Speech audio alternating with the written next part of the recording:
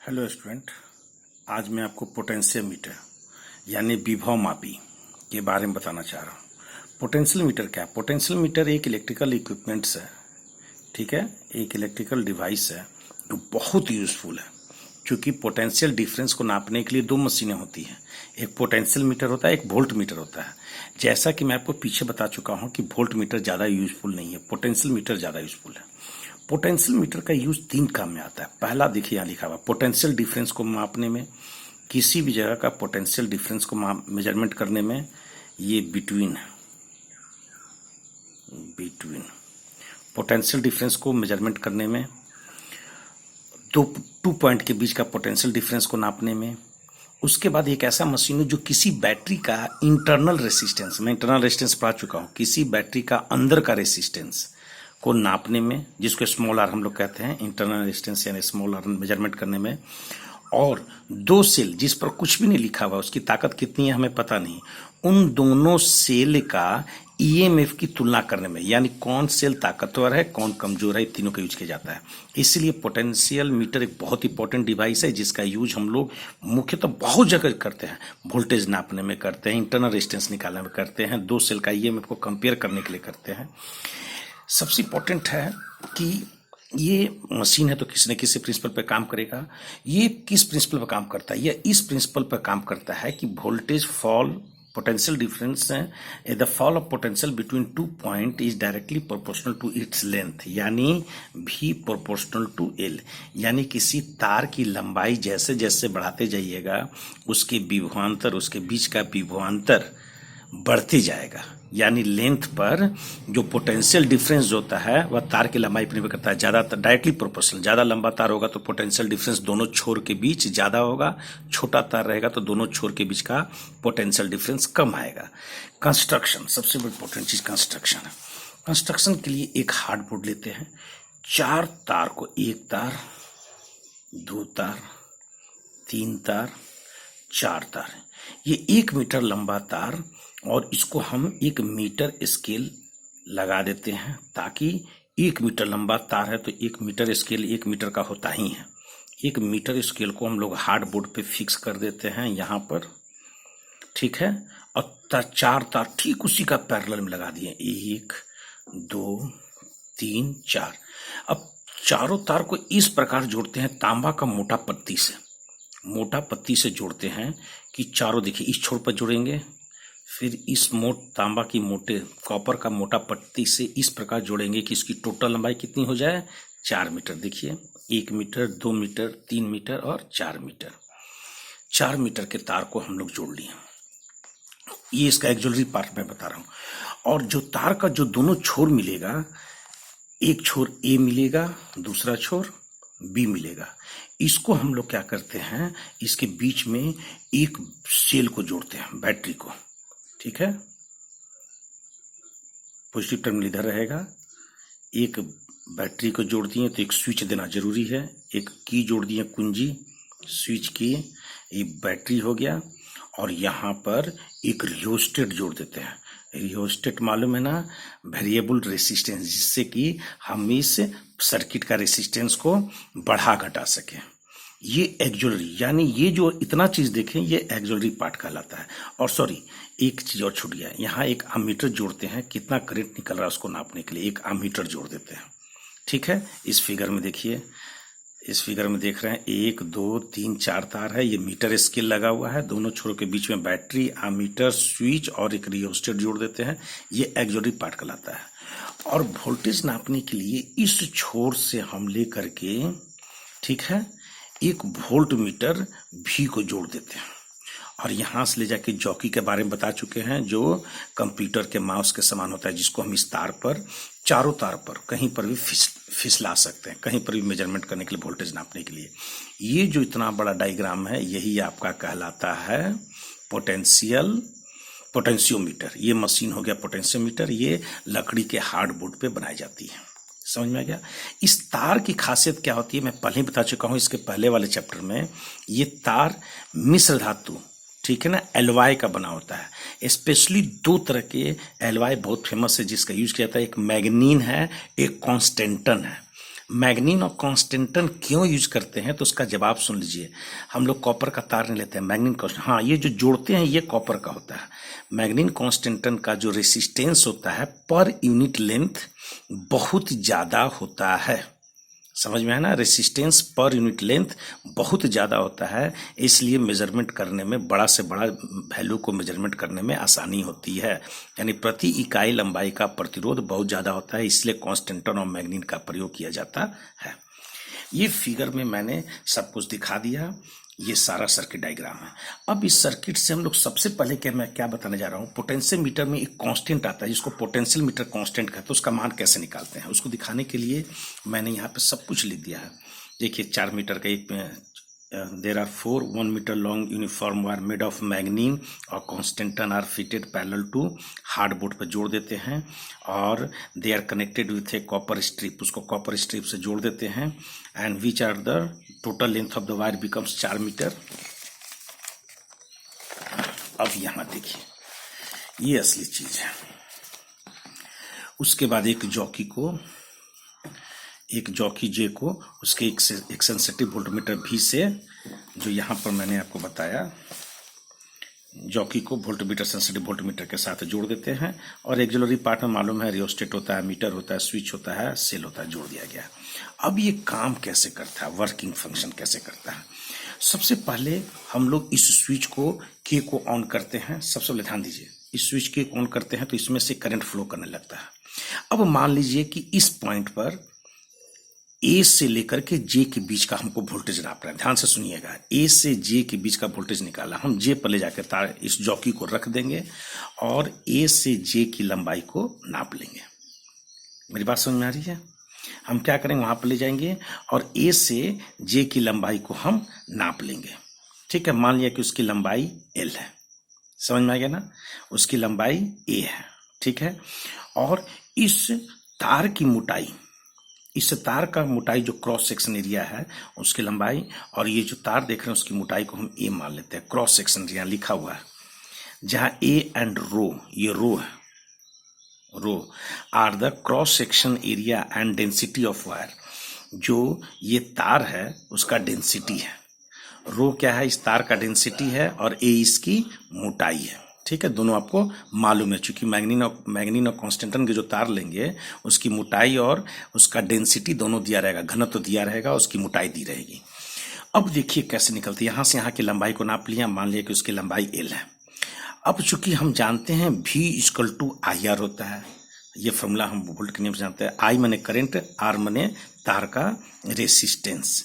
तो देखिए V बराबर क्या होगा, हम आमीटर से करंट को नाप चुके हैं, मीटर से आई को नाप लेते हैं और आर बराबर जानते हैं रो माने density, rho means density, rho L by A पढ़ा चुके हैं, चूंकि रेसिस्टेंस का मतलब आप लोग जानते हैं आर बराबर होता है रो एल बाई ए, हम पहले ही पढ़ चुके हैं। रो आपको मैग्नीन और कॉन्स्टेंटन का रो मालूम है, वो आपको दिया रहेगा।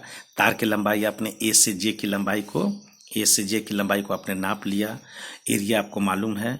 अब देखिए यहाँ पर क्या जगह वैल्यू चेंज करेगा, आई कांस्टेंट है, रो कांस्टेंट है, तार की मोटाई कांस्टेंट है, एक ही चीज बदलेगी, क्या, एल, क्योंकि जब यहाँ एल यहाँ पर जे यहाँ रखे हैं, यहाँ पर जे ले जाएंगे तो लेंथ चेंज होगा, यहाँ लाएंगे तो एल चेंज होगा, यानी बाकी चीज जो बचा वह कांस्टेंट कराएगा। कौन कौन कांस्टेंट है, आई रो ए, देखिए लिखा हुआ है आई रो ए को हम लोग के कहते हैं कांस्टेंट।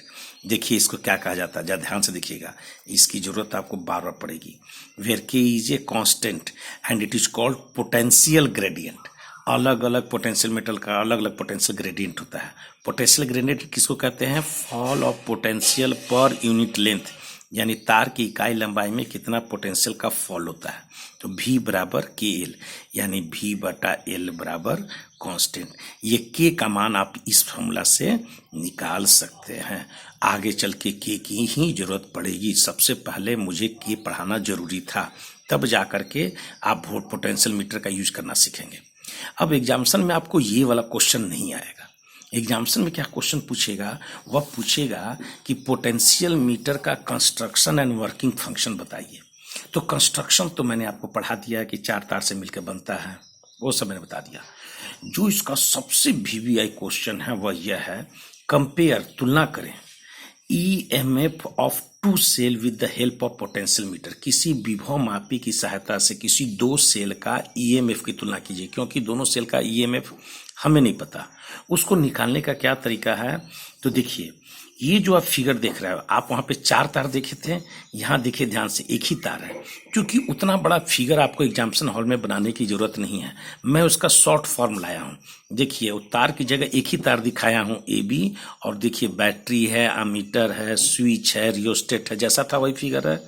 और यहाँ से हमने जॉकी को लिया है, जॉकी देखिए इस तार पे घूम रहा है, 4 तार की जगह एक तार दिखा रहा है। ऊपर में जो ये देख रहे हैं ये मीटर स्केल है जो उसका पैरेलल में लगाए थे, तो जान लीजिए कि ये एक्चुअली आपका पोटेंशियल मीटर ही है, कंफ्यूज होने की जरूरत आपको नहीं है, ये पोटेंशियल मीटर।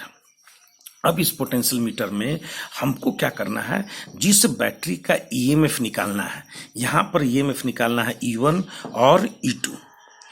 समझ में आ रहा ना, मेरा उंगली को देखिए, इस तरह का एक यहां से बैटरी लाते हैं, पहला बैटरी E1 को यहां जोड़ देते हैं, जिस बैटरी की तुलना करना है, दूसरा को E2 को लाते हैं यहाँ पर, E1 E2 बैटरी है, लेकिन ध्यान देखिए उसका पॉजिटिव टर्मिनल एक की ओर रहेगा। देखिए दोनों बैटरी का पॉजिटिव टर्मिनल एक ही ओर और निगेटिव टर्मिनल इधर रहेगा। और मैं आप लोग को बता चुका हूं टू वे स्विच ऐसा होता है, ऐसा स्विच होता है जो या तो एक बार में इसको टच करेगा, और इससे अगर स्विच चेंज करेंगे तो इससे टच करेगा, दोनों से एक बार में दोनों से टच नहीं करेगा। इसको टू वे स्विच बोलते हैं। एक बार में ये दो तरफ से, एक बार में एक ही से टच करेगा, इससे टच करेगा तो करंट इससे होके जाएगा, इससे टच करेगा तो करंट इससे होके जाएगा। समझ में आ रही है ना। तो देखिए 1 2 और 3 ये टू वे स्विच है। यहाँ से वोल्ट मीटर जो हम पोटेंशियल मीटर में लगाए थे, चूंकि वो तो वोल्टेज का नापने का, तो अब हम गैल्वेनोमीटर लगा देते हैं। अब गैल्वेनोमीटर लगा देते हैं, यहाँ पर जॉकी जे, यानी जो तार आता था जिसमें जॉकी लगा रहता था वोल्ट मीटर की जगह गैल्वेनोमीटर लगा देते हैं। और जिस बैटरी को तुलना करना है, दोनों बैटरी को E1 E2 को यहाँ पे हमने जोड़ दिया, जिसका पॉजिटिव टर्मिनल ए के साथ जुड़ा हुआ है और नेगेटिव टर्मिनल जी के साथ जुड़ा हुआ है। अब इस सर्किट में कुछ नहीं करना है। सबसे पहले देखिए ध्यान से, सबसे पहले आपको करना क्या है कि इस बैटरी में सबसे पहले इस 3 को 1 से जोड़ेंगे, तो 2 बैटरी का कोई यूज नहीं है। करंट किससे पास होगा, देखिए E1 होते हुए 3 से होते हुए गैल्वेनोमीटर किया। चूंकि यह डिफ्लेक्शन प्रिंसिपल पे काम करता है, अब जॉकी को हम एडजस्ट करेंगे इस तार पर, ऐसा एडजस्ट करेंगे कि गैल्वेनोमीटर में 0 डिफ्लेक्शन हो, यानी शून्य विक्षेप का नियम, 0 डिफ्लेक्शन हो। इससे क्या निकलेगा, E1 को हम एडजस्ट करेंगे। हम पिछले ही चैप्टर में, पिछले क्वेश्चन में आपको पढ़ाए हैं कि लेंथ पर डिपेंड करता है पोटेंशियल डिफरेंस, तो ईएमएफ तो भी वोल्टेज ही ना है, तो E1 का मान कितना हो जाएगा, K इंटू L1। L1 क्या है, ए से लेकर के जे की लंबाई, ए से जे की लंबाई। L1 क्या, where K is a potential gradient, पता ही चुके हैं निकालना, तो E1 का मान निकल गया K गुना L1। ये इक्वेशन नंबर 2 है। समझ में आ गई। अब दूसरा क्या करेंगे, अब हम लोग निकल गया, इसको इक्वेशन 1 मान लेंगे। अब हम लोग स्विच 3 को अब 2 के साथ कनेक्ट करेंगे। देखिए यहाँ पर हम लिख दिए हैं, first K is on and at first 2A की is connected with cell E1। ठीक है, इसका मान हमने E1 से निकाल लिया। अब same process, now the 2 is connected with E2, देखिए नीचे लिखा हुआ अगेन। अब हम क्या करेंगे, 3 को 2 से जोड़ देंगे। अब कनेक्शन किसके साथ जुड़ गया, E2 के साथ जुड़ गया। फिर वही काम करेंगे, फिर गैल्वेनोमीटर डिफ्लेक्शन दिखलाएगा, फिर जॉकी को एडजस्ट करेंगे। मान लिया कि जॉकी J1 पर 0 डिफ्लेक्शन दिखलाएगा, गैल्वेनोमीटर में 0 डिफ्लेक्शन दिखलाना चाहिए, ठीक है ना, शून्य विक्षेप के लिए, वह J1 हो गया। अब हम A से लेके J1 की लंबाई को नापेंगे। अब उसका वो जो मान निकलेगा वह मान होगा E2, वह मान क्या होगा, E2, ठीक है ना। देखिए ए J1 हो गया, ये लंबाई होगी L2, और ये E2 का मान क्या निकलेगा, KL2, इक्वेशन नंबर 2। कुछ मत कीजिए, डिवाइडिंग 1/2, E1/E2 बराबर KL1 बटा K कट गया, चूंकि सेम कांस्टेंट है, E1/E2 बराबर L1/L2। अब आपके पास बैटरी जो भी दिए, दोनों बैटरी लगाए हैं, अब यहाँ पे L1 L2 से क्या निकलेगा, दोनों बैटरी का ताकत, वैल्यू नहीं निकलेगा, रेशियो निकलेगा। अगर मान लीजिए कि E1/E2 का मान 1/2 आ गया, तो इसका मतलब है कि दूसरा बैटरी पहला बैटरी से दुगुना ताकतवर है। अगर 2/1 आ गया तो पहला बैटरी दूसरा बैटरी से दुगुना ताकत है। नोट देखिए,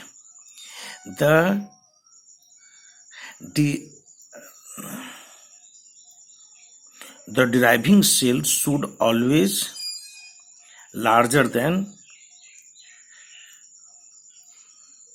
डिराइविंग सेल। देखिए driving cell should always larger than comparing cell E1 and E2।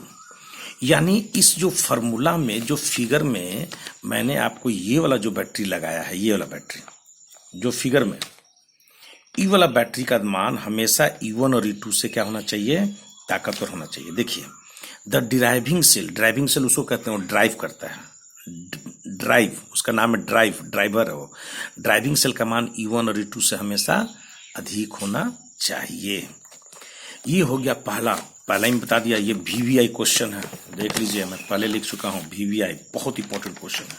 और ये भी मैं बताने जा रहा हूँ, यह भी सुपर VVI क्वेश्चन है। दूसरा क्वेश्चन है, यानी derive internal resistance of cell with the help of potential meter. यानी विभव मापी की सहायता से किसी बैटरी का EMF को, इंटरनल रेजिस्टेंस स्मॉल r को निकालिए। हमको कुछ नहीं करना, सब कुछ लिखा हुआ है। हमें क्या कर रहा है, to derive internal resistance of the cell the following arrangement of the potentiometer of the cell is done. सबसे पहले हम क्या क्या काम करते हैं, यहाँ पर देखिए, चूंकि वो जो लैंग्वेज लिखा हूँ उस लैंग्वेज को मैं समझा दे रहा हूँ। ये तो आप अच्छी तरह से देख रहे हैं, ये छोड़ दीजिए। तो आपका एक पोटेंशियल मीटर है, 4 तार की जगह 1 तार, ये मीटर स्केल है, अमीटर लगा हुआ है, सेल लगा हुआ है, रियोस्टेट लगा हुआ है, स्विच लगा हुआ है, यहाँ से जॉकी लगा हुआ है। ठीक है, अब करना क्या है, सबसे पहले हम क्या करते हैं, जिस बैटरी का EMF हमें, जिस बैटरी का इंटरनल रेजिस्टेंस निकालना है। देखिए ये बैटरी का EMF मालूम है, E मालूम है, लेकिन हमको इसका इंटरनल रेजिस्टेंस स्मॉल r का मान निकालना है।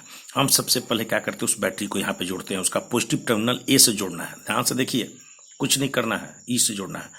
और इससे क्या करते हैं कि एक हम नॉन रेसिस्टेंस, एक ऐसा रेसिस्टेंस लेते हैं जिसका मान हमें पता है, और वहां पे स्विच लगा दिए हैं। देखिए इस बैटरी का इधर से लाके यहीं पर जोड़ दिए, उस बैटरी से जोड़े हैं, एक नॉन रेसिस्टेंस एक स्विच रखे हैं, और इसको गैल्वेनोमीटर को जॉकी से जोड़ दिए हैं। कोई दिक्कत अरेंजमेंट में मेरे ख्याल से कोई दिक्कत नहीं है। ये पोटेंशियल मीटर है, सिर्फ वो जो गैल्वेनोमीटर वाला जो जॉकी वाला जो तार था, उस तार में एक EMF का बैटरी, जिसका EMF का मान पता है हमको, E से जोड़ देते हैं। लेकिन इंटरनल रेजिस्टेंस निकालना है, उसको हम एक नॉन रेजिस्टेंस और एक स्विच से हम इस सर्किट को जोड़ देते हैं। सबसे पहले क्या करते हैं कि हम ये वाला, सबसे पहले चूंकि ड्राइविंग सेल कहलाता है, सबसे पहले इसका स्विच ऑन करेंगे तो पूरे सर्किट में करंट जाएगा। सबसे पहले स्विच को ऑफ रखेंगे। देखिए ये वाला K ऑन कर देंगे, यहाँ क्लियर लिख दिया है, K is on and K1 is of. इस स्विच को ऑन कर देंगे और इस स्विच को ऑफ कर देंगे। जब ऑफ करेंगे तो इस बैटरी से कोई करंट नहीं निकलेगा। ठीक है, इसको जैसे स्विच ऑन किए, यहां से निकल गए, यहां से करंट होते हुए जो सर्किट अपना गैल्वेनोमीटर डिफ्लेक्शन दिखलाएगा। गैल्वेनोमीटर जैसे डिफ्लेक्शन दिखलाएगा, हम जॉकी को क्या करेंगे, एडजस्ट करेंगे आगे पीछे करके, और जीरो डिफ्लेक्शन यहां पर हम दिखला देंगे। जैसे ही जीरो डिफ्लेक्शन दिखलाएंगे, A से J की लंबाई को नाप लेंगे।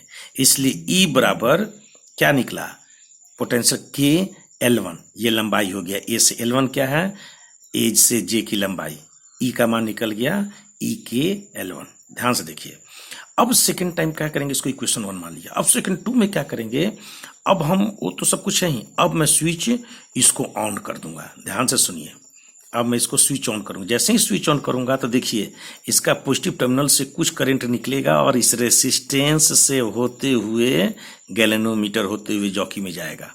अब क्या करेंगे, समझ में आया ना। अब इस बैटरी का EMF किसको कहते हैं, जब बैटरी को यूज नहीं करते हैं तो EMF होता है, और जब बैटरी को हम यूज करते हैं, जब उसका करंट का हम उपयोग करते हैं तो E का मान क्या बन जाता है, V, पोटेंशियल डिफरेंस।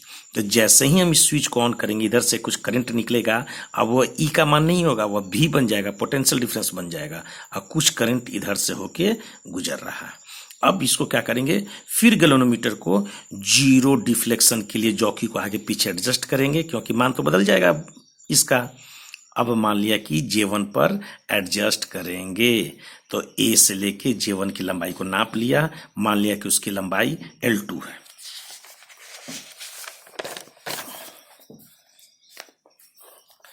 अब यहां पर देखिए, तो जो बैटरी ईएमएफ दिखा रहा था अब ईएमएफ नहीं दिखाएगा, क्या दिखाएगा? पोटेंशियल डिफरेंस यानी भी दिखाएगा। तो भी बराबर क्या हो जाएगा? KL2, ए से जे डैश की दूरी, ए से ए जे डैश की लंबाई है L2, तो भी का मान निकल जाएगा KL2, that is equation number 2। अब क्या करेंगे? सबसे पहले डिवाइड कर देंगे इक्वेशन 1/2, तो E बाई भी के कट जाएगा, L1/L2 निकल गया। ध्यान से देखिए, यहां तक तो समझ में आया। हम लोग ये फॉर्मूला पढ़ चुके हैं, ईएमएफ E बराबर V plus IR, small internal resistance.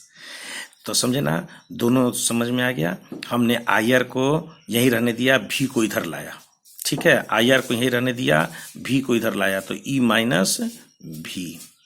Minus V, इसलिए R बराबर क्या हो गया? E माइनस V बटा I, ठीक है। अब देखिए ध्यान से, चूंकि हम जानते हैं कि I बराबर क्या होता है ओम के नियम से, V इक्वल टू IR होता है, तो I बराबर क्या हो जाएगा? V बटा R। अब यहां पे हो गया V बटा R, समझ में आ गया? तो V से हम डिवाइड कर दिए, R से गुना कर दिए, E माइनस V बटा R। अब दोनों को अलग करके E बाई भी, अब V बाई भी कट के 1 हो जाएगा, इसलिए R बराबर E बाई भी माइनस 1 इंटू R। और यहां से E बाई भी का मान निकाल चुके हैं, L1/L2 माइनस 1 इंटू ये नॉन रेसिस्टेंस है, इसलिए इंटरनल रेसिस्टेंस R बराबर L1/L2 माइनस 1 इंटू R। यही इंटरनल रेसिस्टेंस का मान है, क्योंकि ये R का मान तो हमको पता है, जो रेसिस्टेंस हम बैटरी से जोड़े हैं। इस प्रकार हम लोग इंटरनल रेजिस्टेंस को भी जोड़ सकते हैं। Thank you.